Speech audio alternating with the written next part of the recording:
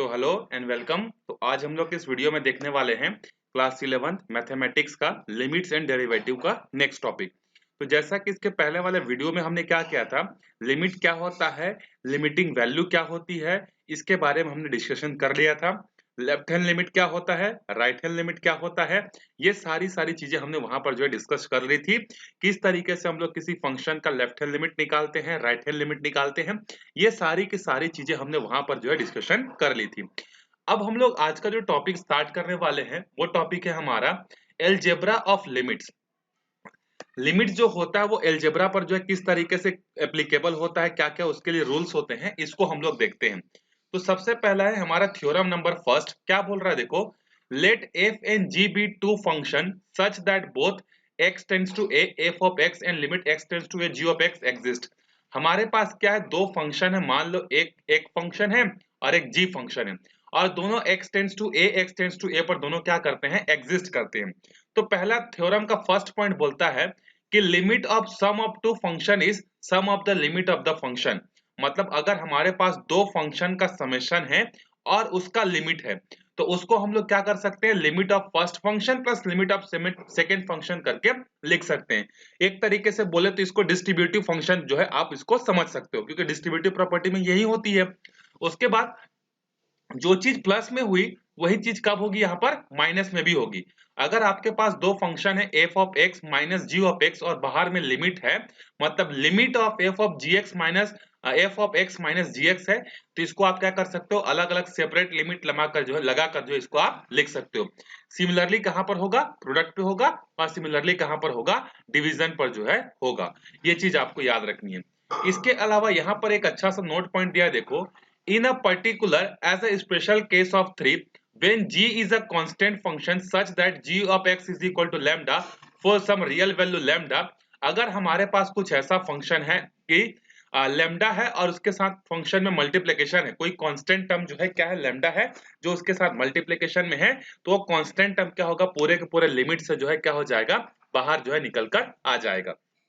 ये कुछ बेसिक चीजें हैं। इसके अलावा आप एग्जांपल्स और समझ सकते हो इसको देखकर।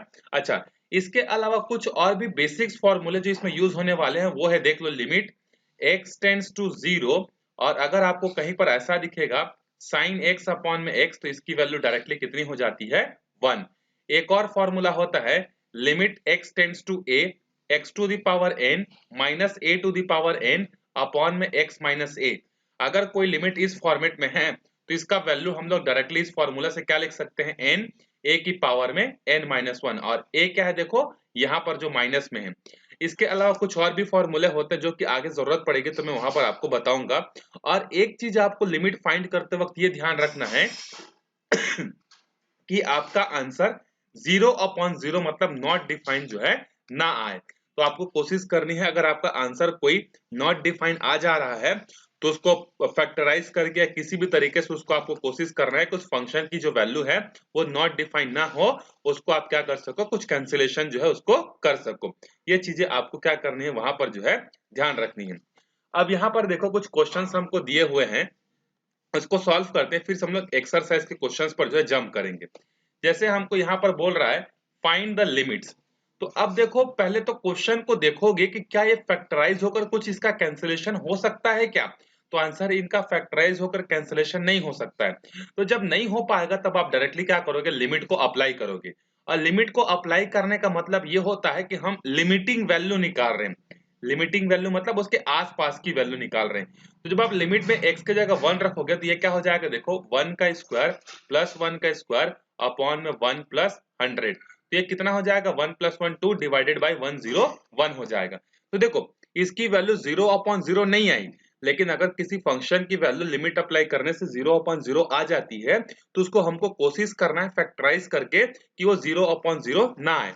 जैसे कि सेकेंड क्वेश्चन को हम लोग देखते हैं। देखें ये जो सेकेंड क्वेश्चन है, इसमें आप जब यहाँ पर 2 रखोगे तो देखो अगर मैं यहाँ पर 2 रखता हूं तो 2 का क्यूब होगा, 2 का क्यूब कितना आएगा, 8।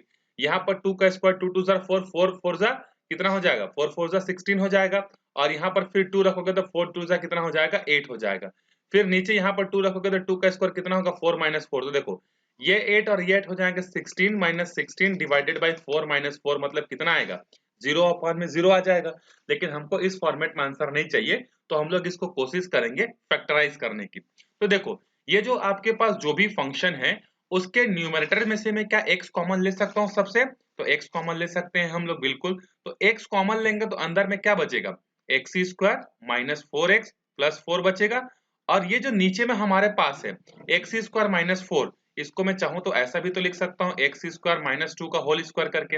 अब देखो ये ए स्क्वायर, अच्छा एक स्टेप और कर लेते हैं, एक्स मैंने बाहर रखा। अच्छा यहाँ लिमिट रहेगा ना, आप लिमिट यहाँ पर लिख लेना, लिमिट एक्स टेंस टू 2, यहाँ भी लिमिट एक्स टेंस टू 2 होगा। ये हो जाएगा देखो 2 इंटू 2x प्लस ये हो जाएगा 2 का स्क्वायर, और नीचे वाला कितना हो जाएगा? a माइनस बी और a प्लस बी। तो ये a square plus b square plus 2ab जैसा दिख रहा है, तो यहाँ पर a माइनस बी का होल स्क्वायर, इसीलिए इसने डायरेक्टली कर दिया। और नीचे वाले को a square plus b square. अब यहाँ पर देखो 2 है, उसमें से एक कैंसिल हो जाएगा, तो हमारे पास कितना बचेगा? x into x minus 2 upon में x प्लस 2। अब यहाँ पर देखो, जब आप x की जगह 2 रखोगे तो यहाँ पर कितना आएगा? 2 into 2 minus 2 divided by 2 plus 2। तो ऊपर वाला तो 0 हो जाएगा, लेकिन डिनोमिनेटर 0 नहीं हुआ, मतलब इसकी वैल्यू कितनी आ गई? 0। तो 0 आएगा वो चलेगा, लेकिन 0 अपॉन 0 जो है नहीं होना चाहिए।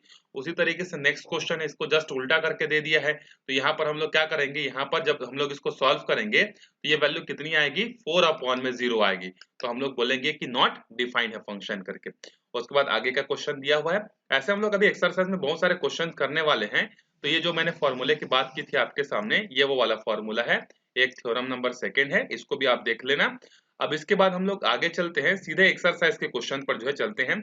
जो जो प्रॉब्लम्स आते जाएंगे उसको हम लोग वहीं पर जो है डिस्कस करेंगे और हम लोग उसको सॉल्व करेंगे। तो देखो, सबसे पहले हम लोगों के पास जो एक्सरसाइज में जो क्वेश्चन है, देखो अच्छा इस साल आपके सिलेबस में जो है ट्रिग्नोमेट्रीज के प्रॉब्लम नहीं है, या ट्रिग्नोमेट्री चैप्टर ही नहीं है। तो हम लोग इसमें क्या करेंगे, लिमिट्स में वो सारे क्वेश्चन को स्किप कर देंगे जिसमें ट्रिग्नोमेट्री आया होगा। तो जो मैंने ऊपर आपको साइन वाला फॉर्मूला बनाया, तो उसको भी हम लोग यूज नहीं करेंगे, क्योंकि हमारे पास तो साइन ये ट्रिग्नोमेट्री है ही नहीं इस साल 11th में। तो हम लोग सिर्फ एल्जेब्रिक प्रॉब्लम्स सॉल्व करेंगे। तो जैसे यहाँ पर है फर्स्ट, देखो हमको लिमिट की वैल्यू फाइंड करनी है, और फंक्शन हमारे पास कितना है? x प्लस 3, और लिमिट क्या है? x tends to 3। जब इस तरीके का क्वेश्चन हो ना, तो इसमें आप कुछ नहीं कर सकते, तो आप डायरेक्टली लिमिट को अप्लाई कर दो। तो आपके पास जो क्वेश्चन है, limit x tends to 3 x plus 3, limit apply करोगे तो जहां x दिख रहा होगा वहां 3 रख दो। तो लिमिट अप्लाई करने के बाद ये वाला पूरा टर्म गायब हो जाता है। तो 3 प्लस 3 कितना हो जाएगा? 6 हो जाएगा। तो इसका आंसर हो जाएगा 6।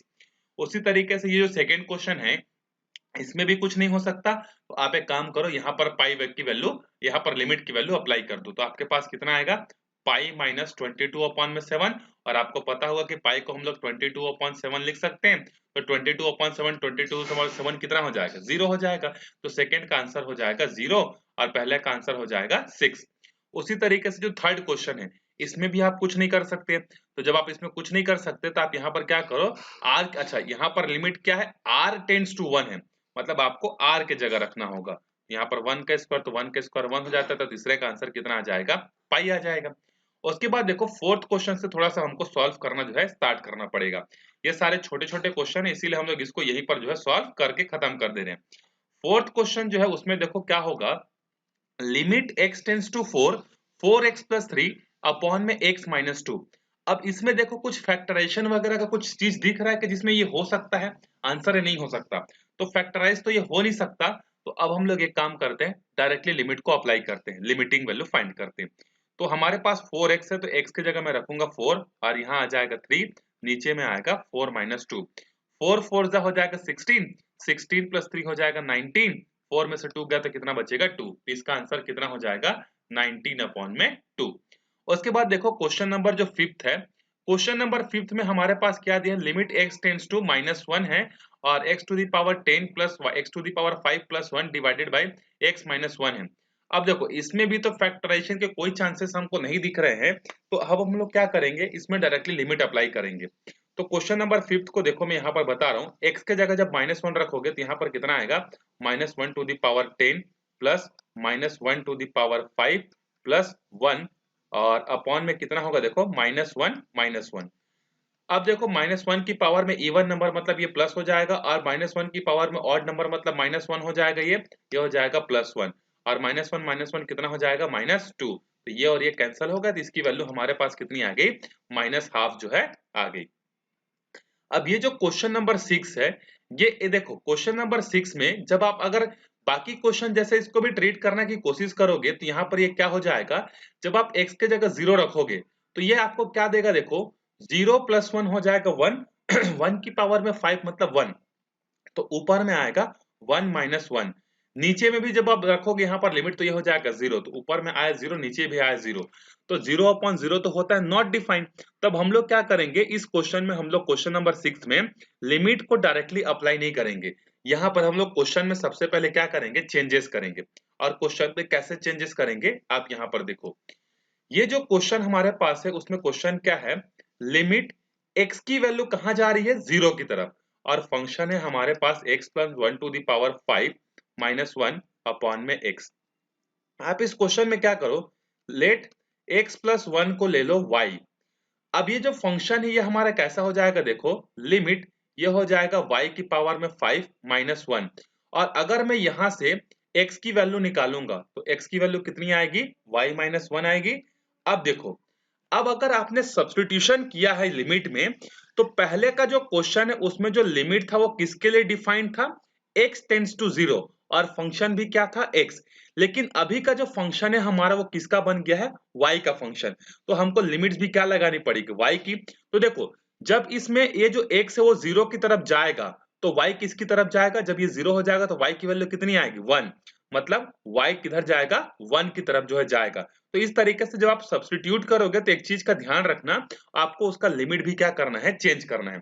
अब देखो इसके डिजाइन को हम लोग चेंज करके क्या ऐसा नहीं लिख सकते क्या, देखो तो लिमिट y टेंड्स टू 1, और ये हो जाएगा y की पावर 5, 1 की पावर 5 भी तो लिख सकता हूं, क्योंकि आप 1 की पावर कुछ भी करो उसका आंसर तो 1 ही आना है। और अभी अभी मैंने आपको एक फॉर्मूला भी बताया था कि limit x tends to a, x to the power a minus a to the power a upon में x माइनस a होता है। तो इसका फॉर्मूला होता है n इंटू a, और a की पावर में होता है a-1। तो अभी देखो n के जगह कितना है 5, तो बाय यूजिंग दिस फॉर्मूला यहाँ पर 5 आ जाएगा, a के जगह कितना है 1, और 1 में क्या हो जाएगा पावर 5 - 1, ये हो जाएगा 1 5 इंटू 1 की पावर 4।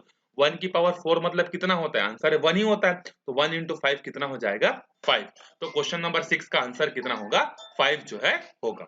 अब आगे देखते हैं क्वेश्चन नंबर 7। क्वेश्चन नंबर 7 में क्या है, देखो लिमिट x टेंड्स टू 2, और हमारे पास जो फंक्शन है वो है 3x² - x - 10 अपॉन में x² - 4।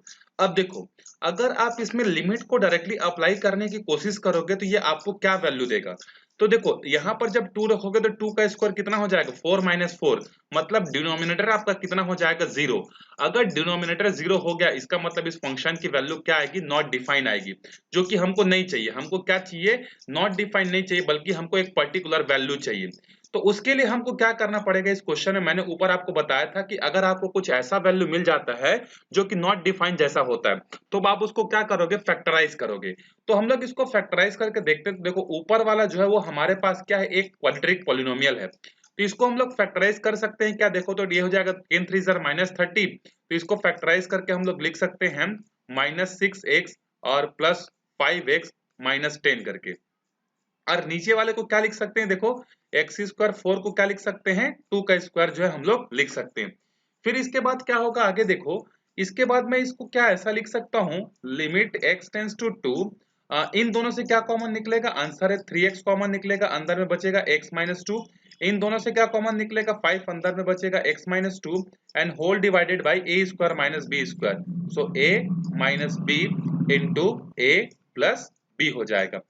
फिर इसके बाद क्या होगा, फर्दर देखो लिमिट x टेंड्स टू 2, इन दोनों से फिर क्या चीज कॉमन निकलेगी, आंसर है x - 2 कॉमन निकलेगी, और अंदर में हमारे पास क्या बचेगा 3x + 5 जो है बचेगा, और फिर ये हो जाएगा x - 2 और ये हो जाएगा x + 2, x - 2 दोनों कैंसिल हो गए।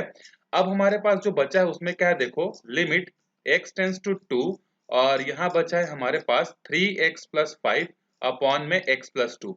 अब देखो, अब अगर आप लिमिट अप्लाई करते हो तो आपको डिनोमिनेटर की वैल्यू 0 नहीं मिलेगी, क्योंकि जो 0 बनाने वाला जो टर्म्स था वो तो गायब हो गया। अब हम लोग यहाँ पर डायरेक्टली लिमिट को अप्लाई करते हैं, तो ये हो जाएगा 3 × 2 + 5 अपॉन में ये हो जाएगा 2 + 2। तो 3 2 जार 6, 6 प्लस 5 होता है 11, 11 अपॉन में 4। ये हमारा क्या होगा, आंसर जो है होगा। तो क्वेश्चन नंबर 7 यहाँ पर हमारा कंप्लीट होता है। अब आगे देखो क्वेश्चन नंबर 8। क्वेश्चन नंबर 8 में भी जब आप यहाँ पर वैल्यू रखोगे तो आपको क्या मिलेगा, इसका जो डिनोमिनेटर है, इसका डिनोमिनेटर आपको मिलेगा 0। तो हमको तो इसके डिनोमिनेटर को 0 नहीं बनाना है, तो हम लोग इसको क्या करेंगे, इसको पहले फैक्टराइज करेंगे और फैक्टराइज करने के बाद हम लोग इसको सिंप्लीफाइड करेंगे और सिंप्लीफाई करने के बाद फिर इसका आंसर जो है हम लोग निकालेंगे। तो अब हम लोग देखते हैं क्वेश्चन नंबर 8 को, जिसमें क्वेश्चन हमारे पास क्या है, लिमिट x टेंड्स टू 3 और फिर हमारे पास है x to the power 4 minus 81, जो फंक्शन है वो है x to the power 4 minus 81 divided by 2x square minus 5x3। तो 2x square minus 5x plus minus 3, तो ये हो गया हमारे पास माइनस 3। अब यहाँ पर आप लिमिट डायरेक्टली अप्लाई जब करोगे तो आपको ये वैल्यू आपको मिलेगा, डिनोमिनेटर में मिल जाएगा 0, जो कि हमको नहीं चाहिए। तो अब हम लोग क्या करेंगे, इसको थोड़ा सा चेंज करेंगे। कैसे चेंज करेंगे, देखो ये जो x टू दी पावर 4 है, मैं क्या इसको ऐसा लिख सकता हूँ, एक्स स्क्वायर का स्क्वायर, और ये जो 81 है इसको मैं क्या ऐसा लिख सकता हूँ, देखो तो इसको लिख सकते हैं 3 का स्क्वायर लिखा जा सकता है, बिल्कुल लिखा जा सकता है। 3 का स्क्वायर 9, 9 का स्क्वायर 81। अब ये जो क्वाड्रेटिक वाला पॉलिनोमियल, इसको फैक्टराइज करते हैं। तो जब इसको हम लोग फैक्टराइज करेंगे तो ये किसमें किसमें फैक्टराइज होगा, देखो माइनस 3x और माइनस 2x में जो है ये क्या हो जाएगा, फैक्टराइज जो है हो जाएगा। अब इसके बाद देखो ये 2x square minus 5x minus 3, तो इसको जब फैक्टराइज करेंगे तो ये हो जाएगा 2 3 जार माइनस 6, ऐड करने से आना चाहिए माइनस 5 और मल्टीप्लाई करने से आना चाहिए माइनस 6। तो ये होगा हमारा माइनस 6 प्लस 1 में ब्रेक होगा, ये ब्रेक हो जाएगा हमारा, क्योंकि माइनस 6 चाहिए ना, तो यहाँ पर आएगा माइनस 6 और यहाँ पर आएगा प्लस 1x माइनस 3 जो है आएगा। अब ऊपर वाले में देखो आप फॉर्मूला अप्लाई कर सकते हो क्या, एक फॉर्मूला यहाँ पर हम लोग ये अप्लाई कर सकते हैं, ए स्क्वायर माइनस बी स्क्वायर, तो ये हो जाएगा ए स्क्वायर प्लस बी और यहाँ पर हो जाएगा ए स्क्वायर माइनस बी। अब इसके बाद देखो ये क्या हो जाएगा, इन दोनों से क्या चीज कॉमन निकलेगा, आंसर है 2x कॉमन निकलेगा, तो यहाँ क्या बचेगा, x माइनस 3 बचेगा। यहाँ से क्या कॉमन निकलेगा, 1 बचेगा, 1 निकलेगा, तो यहाँ अंदर में क्या बचेगा, x माइनस 3 जो है आपके पास बचेगा। फिर ये जो न्यूमरेटर में है इसको आप फर्दर एक्सपांड करके क्या ऐसा लिख सकते हैं, देखो इसको फिर से लिखा जा सकता है, ये तो ऐसे ही रहेगा, एक्स स्क्वायर प्लस 9 हो जाएगा।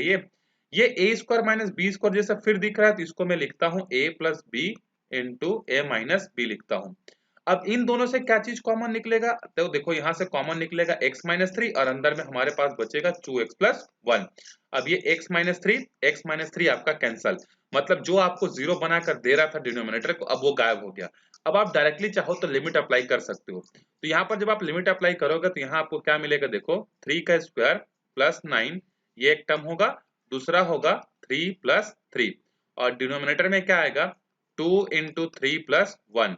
तो ये कितना होगा, देखो 3 का स्क्वायर हो जाएगा 9, 9 प्लस 9 हो जाएगा 18, फिर 3 ये कितना होगा, देखो ये हो जाएगा 9, 9 प्लस 9 हो जाएगा 18 और ये हो जाएगा 9 और नीचे वाला कितना आएगा 2 3 जार 6, 6 प्लस 1 हो जाएगा 7। तो 18 9 से जो भी होता है आप कर लेना, आई थिंक इसका आंसर ये होगा, क्योंकि इसके आगे तो कैंसिलेशन हो नहीं सकता। एक बार आप चेक कर लेना आंसर कितना है, क्योंकि कैलकुलेशन तो हमने सही किया है। अब चलते हैं क्वेश्चन नंबर 9 पे। देखो क्वेश्चन नंबर 9 पे अगर आप लिमिट को यहाँ पर डायरेक्टली अप्लाई करोगे तब आपका आंसर एक ही बार में आ जाएगा, क्योंकि लिमिट को डायरेक्टली अप्लाई करने से डिनोमिनेटर 0 नहीं हो रहा है। तो आप यहाँ पर लिमिट को डायरेक्टली अप्लाई करो तो ये हो जाएगा a इंटू 0 अपॉन में c इंटू 0 प्लस 1, तो 1 अपॉन सॉरी ये b है, तो b अपॉन में 1, मतलब इसका आंसर कितना होगा, b होगा। अब ये जो क्वेश्चन नंबर 10 है ये बिल्कुल क्वेश्चन नंबर 6 जैसा है। जब आप इसमें 1 लगाने की कोशिश करोगे, मतलब लिमिट को डायरेक्टली अप्लाई करने की कोशिश करोगे, तो 1 की पावर में 1 अपॉन 6, मतलब 1 की पावर कुछ भी हो 1 ही होता है, तो डिनोमिनेटर में कितना आ जाएगा 1 माइनस 1 और इसका डिनोमिनेटर हो जाएगा 0। अगर डिनोमिनेटर 0 हो गया मतलब function will be not defined. तो इस क्वेश्चन को हमको क्या करना पड़ेगा, थोड़ा दूसरे तरीके से सब्स्टिट्यूट करके जो है हमको सॉल्व करना पड़ेगा। तो क्वेश्चन नंबर है हमारे पास 10। अब देखो क्वेश्चन नंबर 10 को सॉल्व कैसे करेंगे, z की पावर 1 अपॉन 3 माइनस 1 हमारे पास जो यहाँ पर है, देखो लिमिट z टेंस टू 1 और z की पावर में 1 अपॉन 3 माइनस 1 अपॉन में z की पावर 1/6 माइनस 1। इसमें आप एक काम करो, लेट z की पावर 1/6 को ले लो, आप y ले लो। अब अगर आपने z की पावर 1/6 को y ली तो अब यहाँ पर ये कितना हो जाएगा देखो।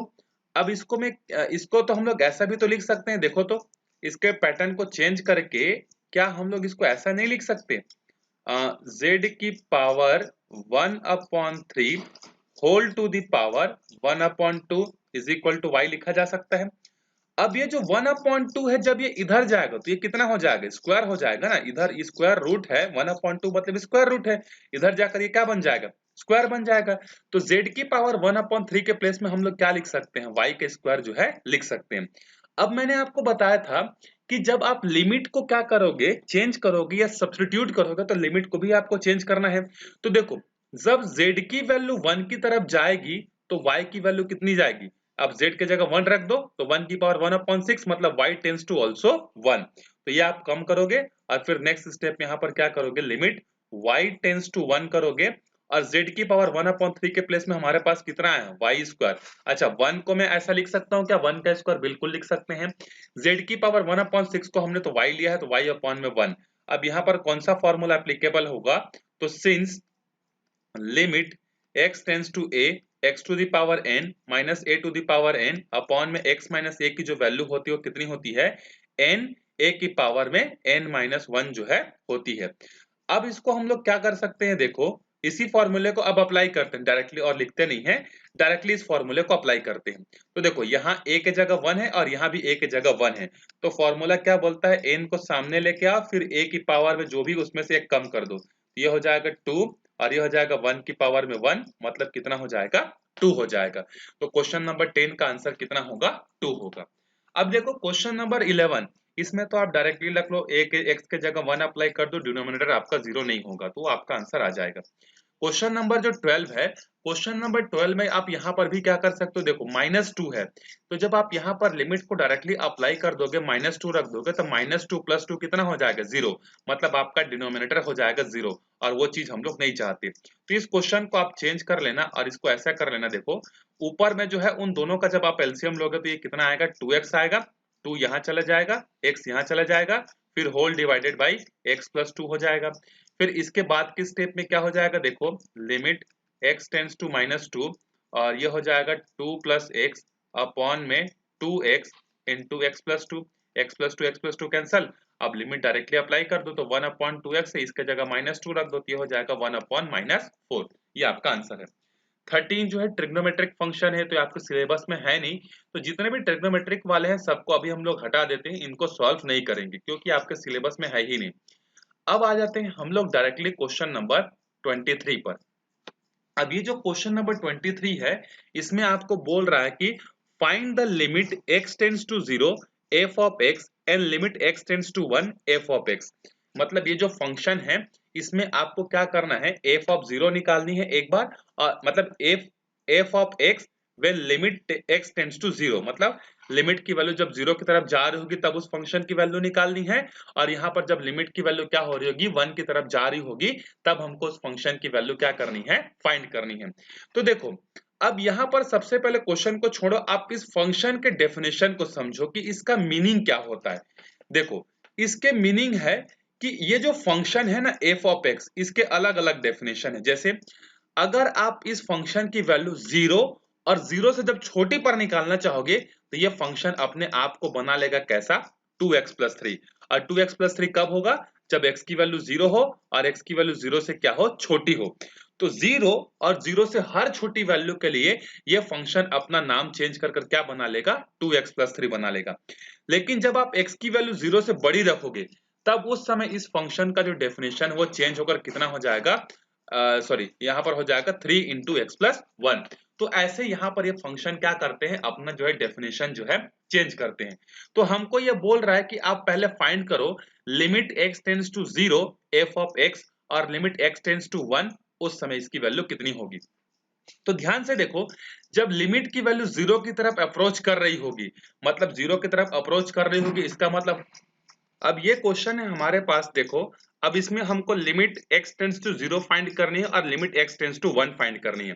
मतलब अभी आपको इसके लिए भी लेफ्ट हैंड लिमिट निकालना है, राइट हैंड लिमिट निकालना है, इसके लिए भी लेफ्ट हैंड लिमिट और इसके लिए भी राइट हैंड लिमिट जो है आपको निकालनी है।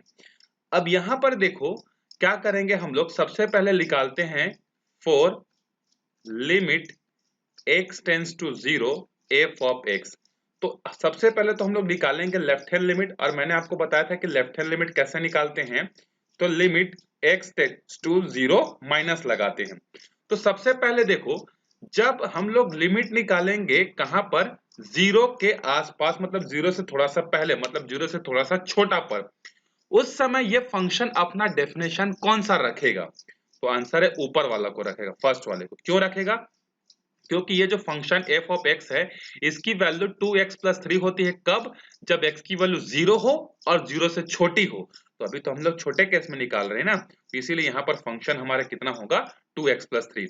अब मैंने आपको इसके बाद बताया था कि जब हमारे पास ये देखो, अभी x इज इक्वल टू, हम लोग क्या रखेंगे, 0 में से थोड़ा सा कम वैल्यू निकाल रहे हैं। Limit x tends to 0 minus का मतलब क्या होता है, हम लोग x की वैल्यू ऐसे जगह निकाल रहे हैं जो कि 0 से बहुत ज्यादा क्या है, छोटा है।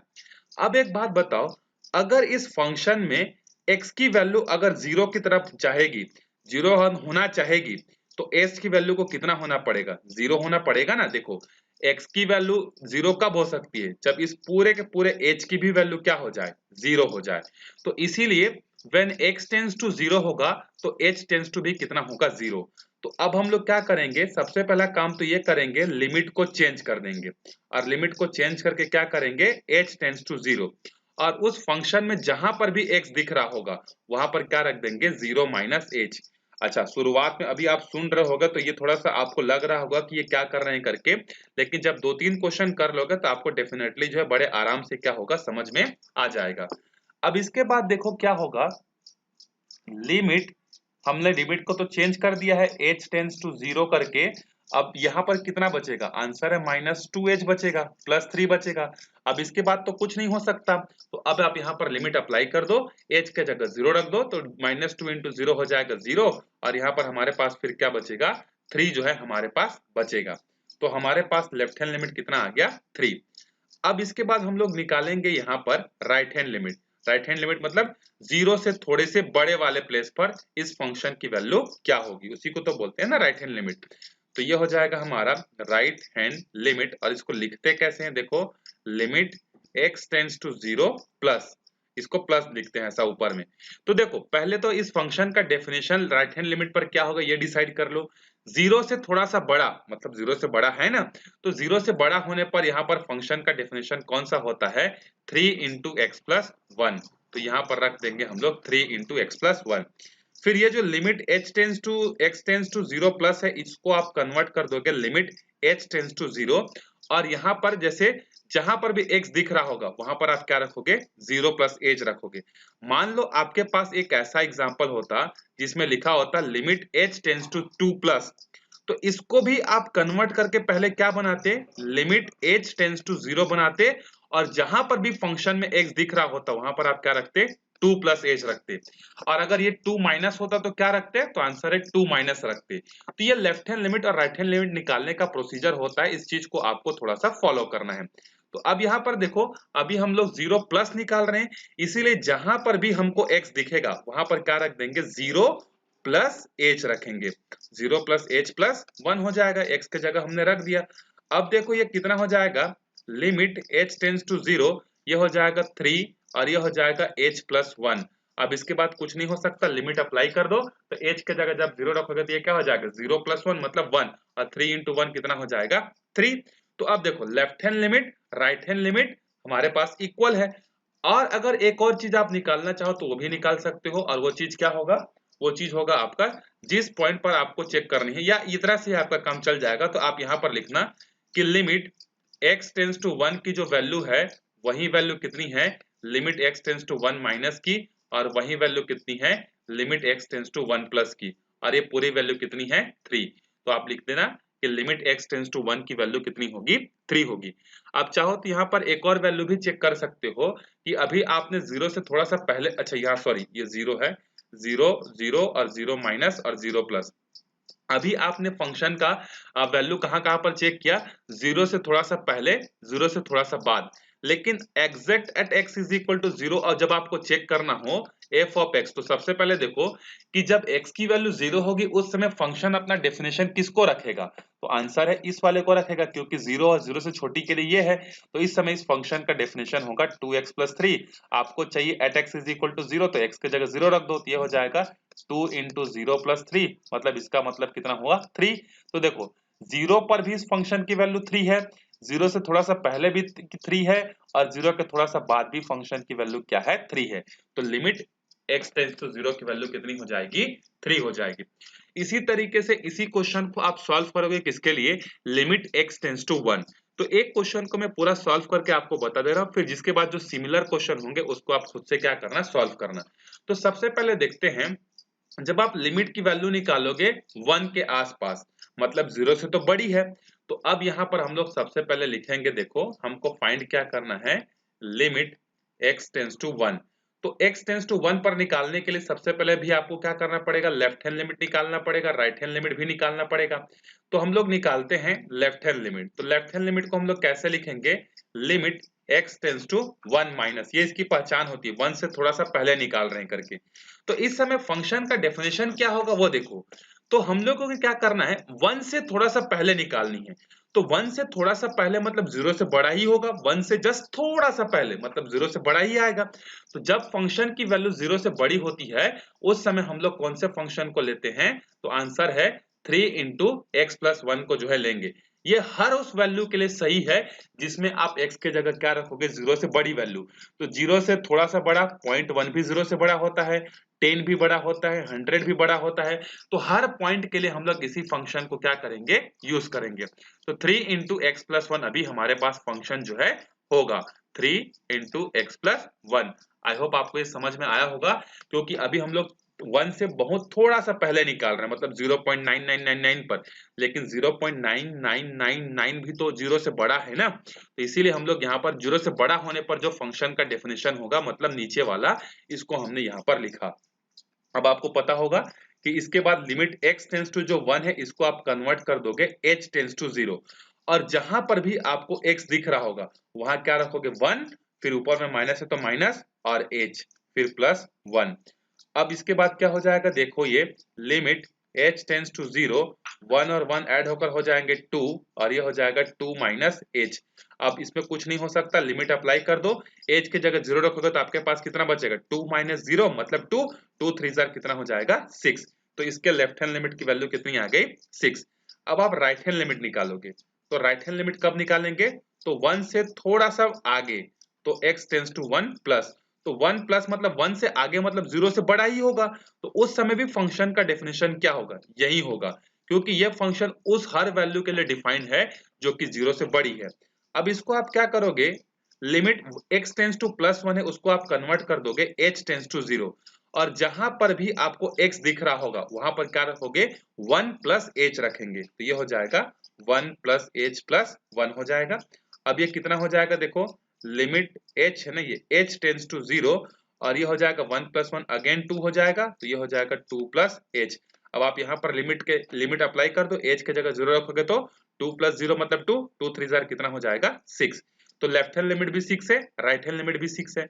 अब चेक कर लेते हैं, जब हमारे पास x इज इक्वल टू क्या होगा, कहां पर चेक कर रहे हैं, 1 पर चेक कर रहे हैं ना, उस समय हमारे फंक्शन का डेफिनेशन क्या होगा, तो x इज इक्वल टू 1 मतलब 0 से बड़ा, और 0 से बड़ा होने पर फंक्शन का डेफिनेशन ये होता है।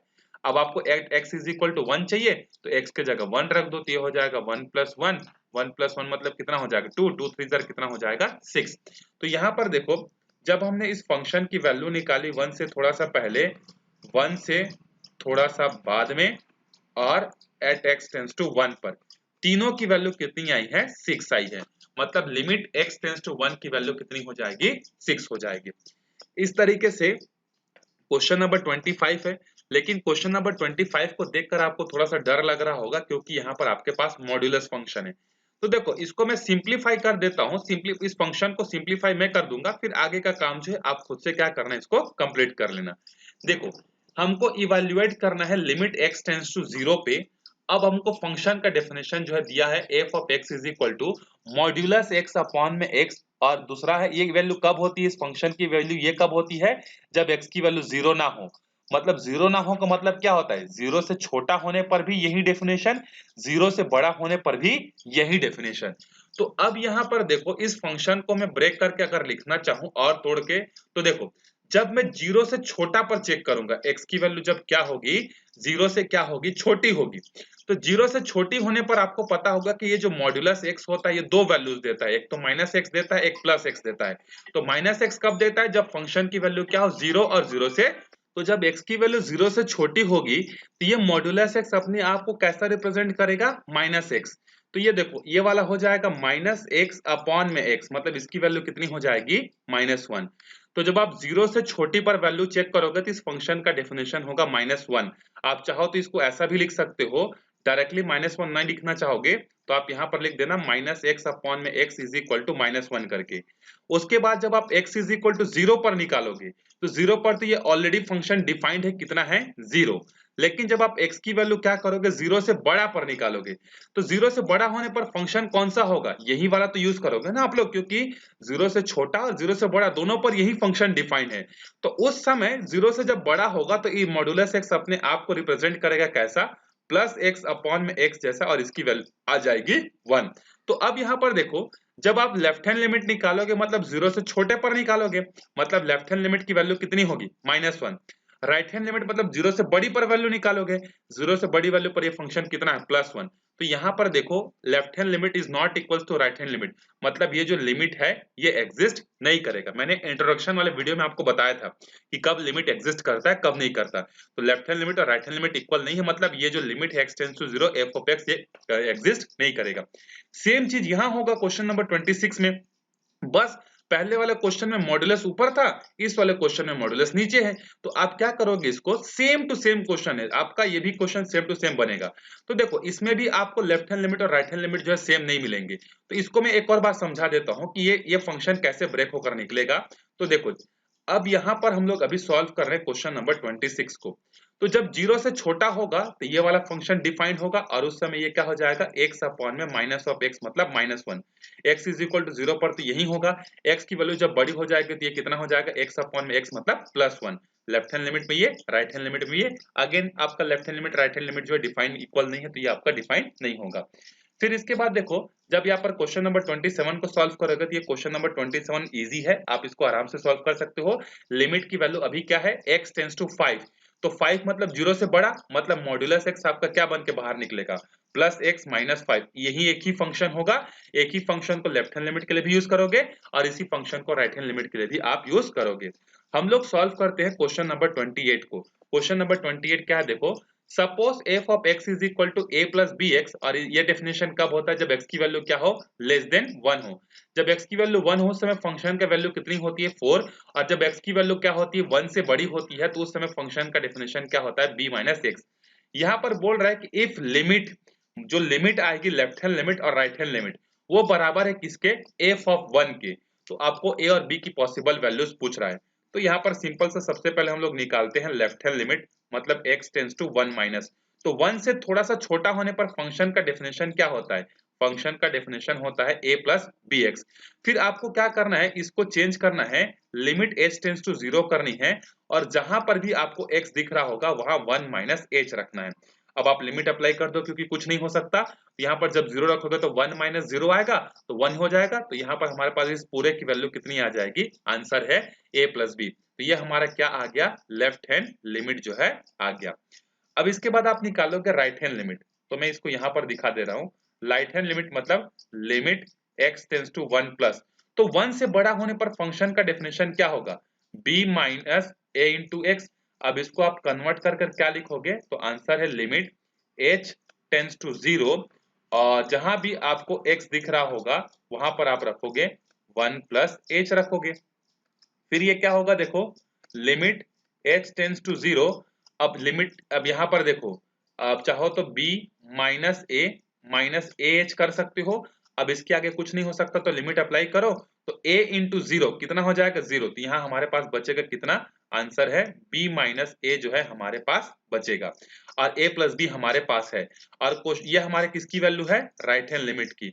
अब हम लोग निकालते हैं f ऑफ 1 निकालते हैं। तो देखो f ऑफ 1 कैसे निकलेगा, तो f ऑफ 1 पर फंक्शन की वैल्यू कितनी है? आंसर है 4 है। अब देखो ये क्वेश्चन हमको कैसे सॉल्व करना है, तो देखो ये तीनों आपस में बराबर है, मतलब लिमिट x टेंड्स टू 1 का मतलब क्या होता है? लेफ्ट हैंड लिमिट और राइट हैंड लिमिट। तो ये a प्लस b की जो वैल्यू होगी वो किसके बराबर होगी? b माइनस a के बराबर होगी, और ये दोनों वैल्यूज किसके बराबर होंगी? 4 के। तो अब आप एक काम करो, फर्स्ट और थर्ड रेशियो को लो, सेकेंड और थर्ड रेशियो को लो।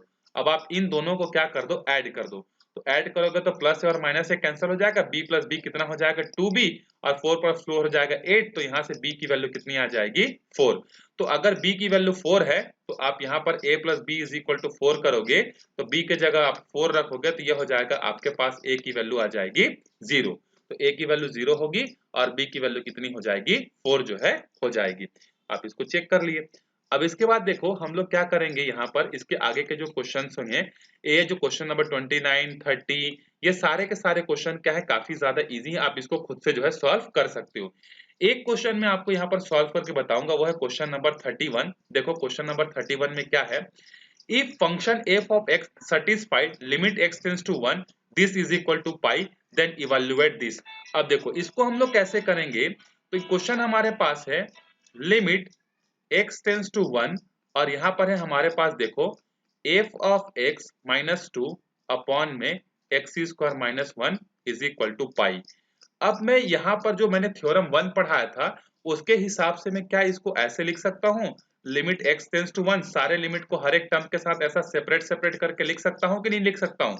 x टेंस टू 1 और ये हो जाएगा 2, फिर नीचे में कितना आएगा देखो, लिमिट x टेंस टू 1, फिर ये हो जाएगा x स्क्वायर, फिर minus limit x tends to 1, यहाँ आ जाएगा 1 और ये हो जाएगा पाई। डिनोमिनेटर में जितने भी टर्म्स हैं सबको इधर भेज दो। तो अब हमारे पास कितना होगा देखो, यहाँ पर बचेगा लिमिट x टेंस टू 1 और यहाँ पर होगा f ऑफ x माइनस, अब देखो लिमिट यहाँ पर x की वैल्यू कुछ पुट करने के लिए कुछ है क्या? कुछ है ही नहीं। तो लिमिट x टेंस टू 1, 2 की वैल्यू कितनी हो जाएगी? 2।